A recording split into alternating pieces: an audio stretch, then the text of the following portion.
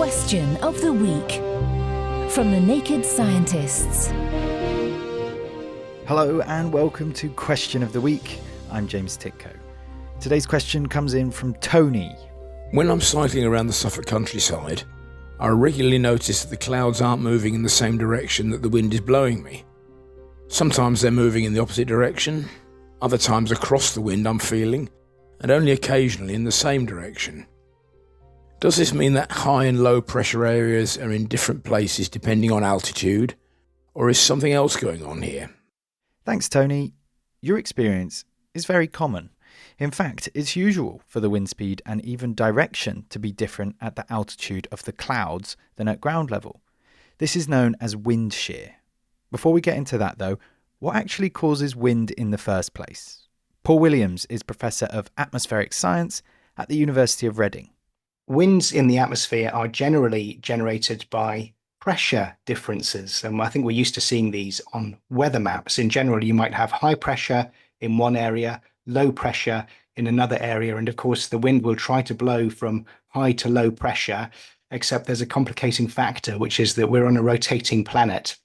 And so as it tries to blow from high to low pressure, it gets deflected to the right in the northern hemisphere by something called the Coriolis force, which is a mysterious, actually fictitious force. It doesn't really exist, but we have to include it in our equations to account for the fact that we're on a rotating planet. This means that, in general, in the atmosphere, wind does not travel in the direction of high to low pressure, but in the perpendicular direction, bizarrely. But what's causing vertical wind shear, i.e. the difference in wind velocity and direction for neighbouring bits of the atmosphere, one on top of the other? At the level of the clouds, when the air is moving, there is a balance of forces. We have the force resulting from the pressure difference being balanced by the Coriolis force. And that's nice and simple, and that's what sets the wind direction at those altitudes. But when we get close to the ground, there's a third force that comes into the equations, and that's associated with friction. It's called the turbulent drag, resulting from the interaction between the atmospheric flow and the surface of the Earth.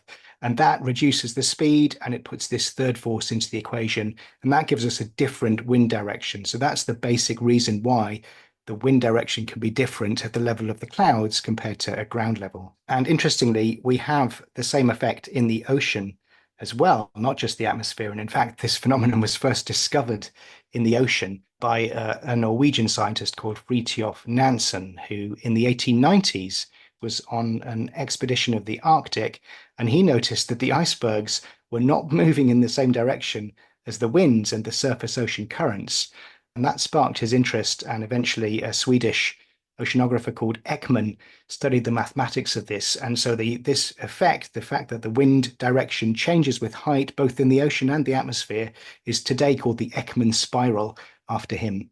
So, Tony, your observations are correct. Wind does in fact change velocity and direction with altitude, and this is known as wind shear.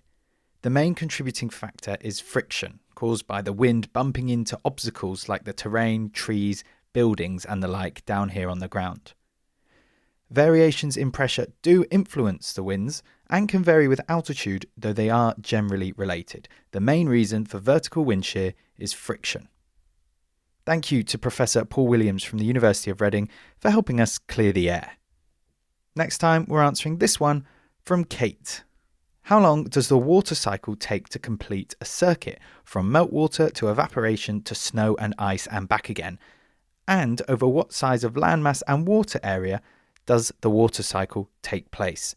Really good question. Thank you, Kate. If you have any thoughts, why not log into the forum to discuss this and all our other questions. It's nakedscientists.com/forum. Be sure to drop us a line if you have a question of your own too. It's chris@thenakedscientists.com. Until next time, from me, James Titko, thanks for listening and goodbye. Question of the Week is part of the Naked Scientists podcast.